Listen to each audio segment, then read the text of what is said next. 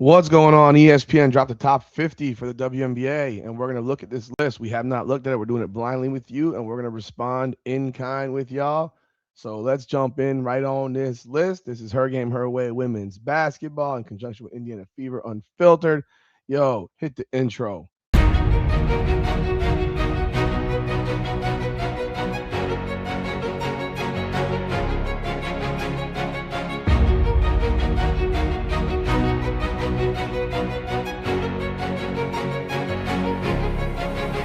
Welcome back, everybody, to another edition of Her Game, Her Way women's basketball, Indiana Fever Unfiltered.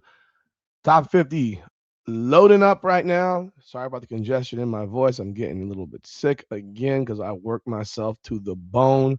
But hey, I do it because that's what men need to do to support their families and to promote their channels and to do what needs to be done to grow, man. So it's how it works, man. Men gotta work all the time. That's how we roll, man. If you don't work yourself to the bone, man, then I gotta question you. But hey, this is how I do. Hit the like button. Subscribe to both of the channels, of course. And of course, check out our other channels that we got on our platforms, Washington Mystics Unfiltered, Combat Corner Fight Network, and the like. Let's jump in. So ESPN does the list in a funky way. In fact, let me do it this way. They did it in a funky way where they decided to put number one at the top. To me, they should put number one at the bottom, which would have made it more interesting to read. But let's jump in. We're going to go from 50 to 1. They got Najee Laney Hamilton at number 50. She didn't even play last year. Nas Hillman. So the number 49 player in the WNBA averaged 8.5 points and 6 rebounds. Nalissa Smith, 7.6 and 5.1. Dewana Bonner is come on, man. Leonie Fevich, Erica Wheeler, Shakira Austin. Okay, that one's interesting. I wanna note that one. I want to note that one because you got a couple of other players on this team in Kiki Irifin and Sonia Citron, and you got Shakira Austin at number 44. That's interesting. It says 2 years of injury slowed Austin's progression, but her 12.7 points per game were a career high in 2025. She's still one of the most unique bigs in the league with the ability to put the ball on the floor with a bevy of moves in the post. The 2022 number 3 pick shot 54.7% while being the rookie of the year runner up, but her efficiency has dropped since. The Mystics committed with a 3-year, $3.57 million deal, and they hope all that injury slowed potential is realized in 2026 after she played 38 games last year. Yeah, interesting. Let's continue. Dejanay Carrington, Brittany Griner. I don't agree with that one. She should be below Shakira Austin. Jordan Canada, Tiffany Hayes. I thought she was gonna retire again. It's wild. This list is nuts. I think this is telling as far as the talent of the league. Easy Magbagor, who's not even playing for the next 6 weeks. Kayla Thornton.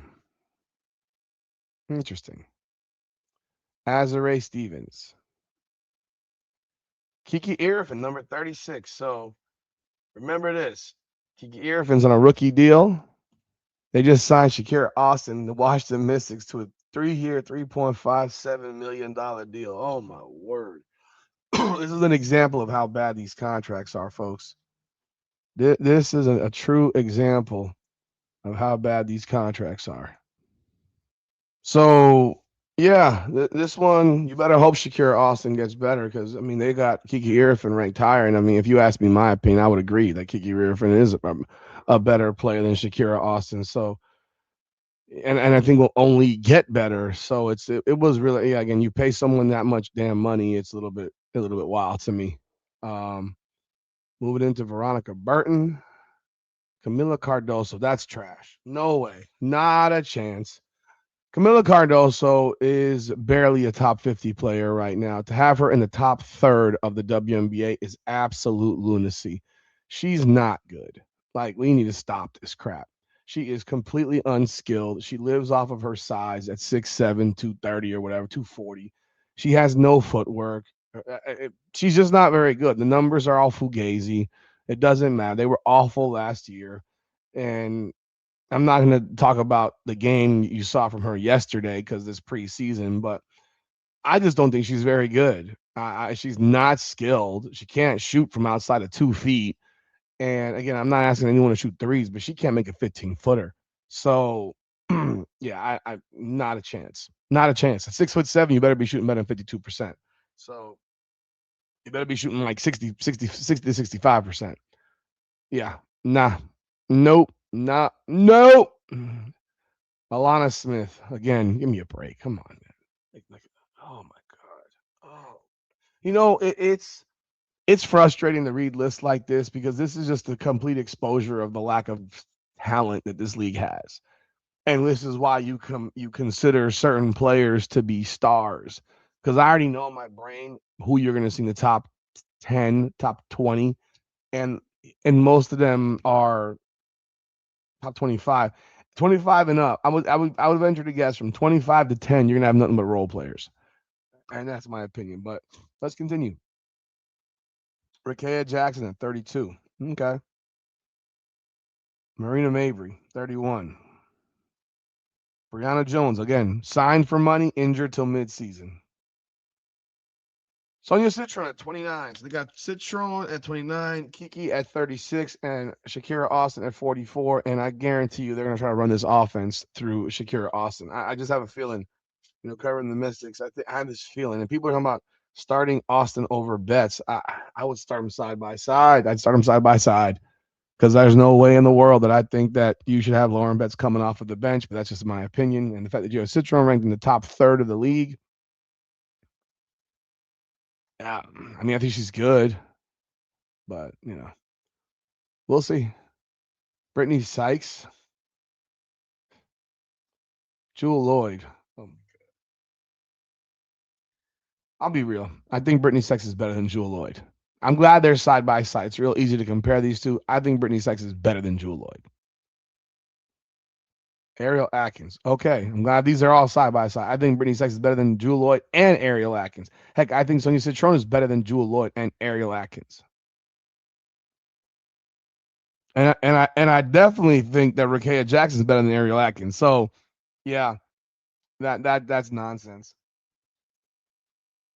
Courtney Williams, Gabby Williams. See, I want you to understand this. These are basically de facto all stars. If you're 24 and up, you are considered an all star. Like, you are in the all star conversation. You're basically considered an all star level player, and that's where it just gets real. Like, these players aren't all star level players if they're like they're not. Kayla McBride.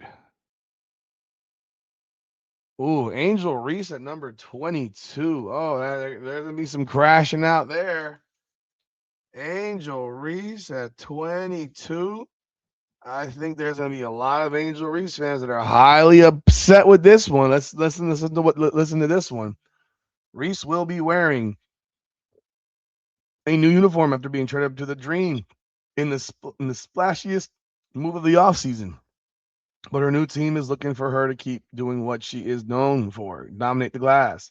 One of the best rebounders in the sport, Reese has led the league in rebounds in each of the last 2 years, becoming the only player in WNBA history to average at least 12 rebounds in a season in 24-25. And she joins an Atlanta team that was already one of the league's best rebounding teams. Okay. Dearica Hamby. Now, okay. I don't even know how these two are like side by side. There's one that's markedly better than the other. And Dearica Hamby is markedly better than Angel Reese skill wise. Like, it's not close. It's like these two are not even in the same sentence when it comes to skill and basketball ability. How are they side by side? I'm curious to see what's above it because Dearica Hamby is one of the more skilled players at her position in the league. Okay, Dearica Hamby should be ahead of Erika Gumbawale. Skylar Diggins, maybe. I guess. I don't know. Well, let me see what's else is there. Jonquel Jones, I think she's underranked. Chelsea Gray, she needs to be further down. I would be having Chelsea Gray closer to probably right at 21. I'd probably have Dearica Hamby above her.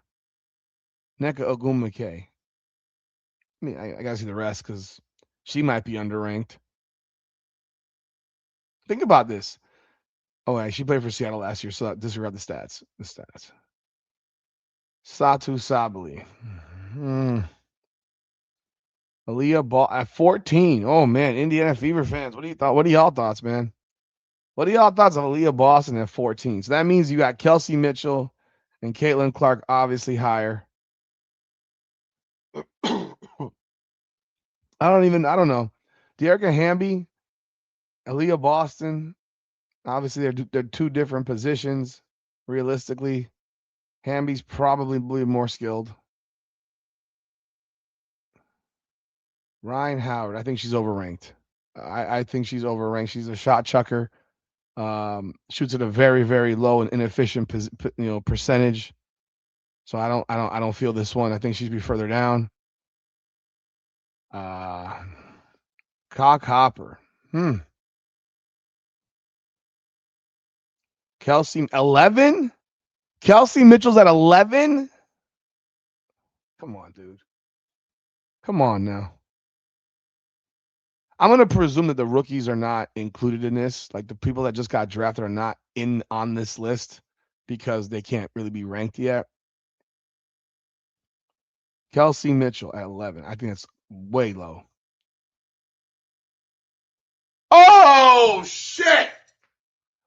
Oh! What? Oh my God!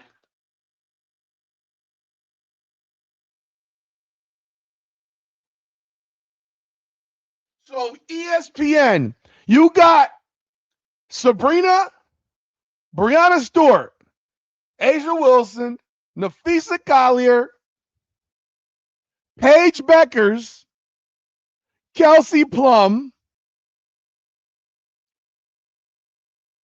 Alicia Gray,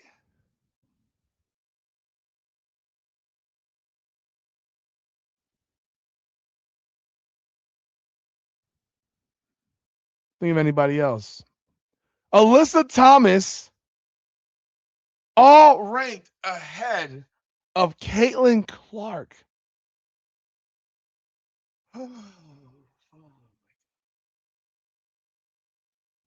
But yet, and then you have Caitlin Clark right ahead of Kelsey Mitchell.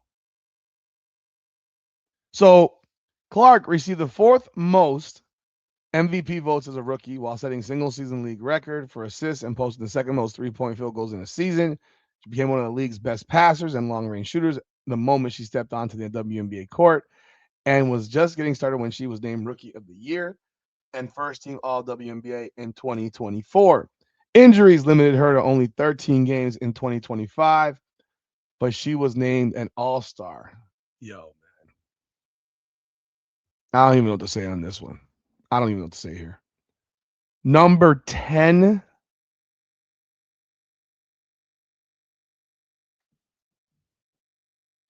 And this is why you can't take none of this crap seriously. This is why I wanted to do it in reverse, because now this is shocking to me.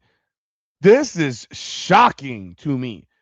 If you think that Caitlin Clark ain't better than Brianna Stewart right now, you're on drugs. If you don't think she's better than Kelsey Plum, you're on drugs. The only two players in the WNBA right now that you could argue, are Asia Wilson and Collier's injured. So Collier, who's injured, is ranked ahead of Caitlin Clark right now. Again, you're not consistent. Your consistency is that your claim is that she was injured last year. That's your issue.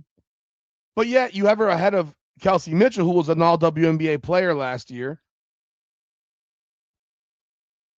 But then but then Collier's injured this year, so how can she be a top 10 player? She's gonna miss half the season. Keep it consistent, folk. Keep it consistent. Caitlin Clark. Wow. There's Kelsey Plum. There's Paige Beckers ranked ahead of Caitlin Clark. Oh my God. Alicia Gray. Sabrina Ionescu, who is, oh God.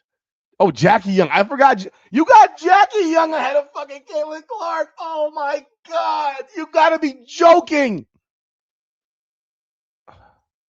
God. Brandon Stewart, Nafisa Collier, Alyssa Thomas, Asia Wilson. Wow. Let's read out what their criteria was. Before the WNBA tips 30 season 30, da da da da da. There's no suspense about number one. Rookies are not included, but will be considered for subsequent updates throughout the season. Players who are unsigned are not eligible, but players who are expected to start this season injured but are projected to return within the first 2 months are included. Nafisa Collier is not expected to come back till July or August, so you just lied. The Liberty Dream lead the way to 6. Oh my God, this is a joke. Yo, man, what do y'all think of this nonsense? What do y'all think of this nonsense? This is craziness.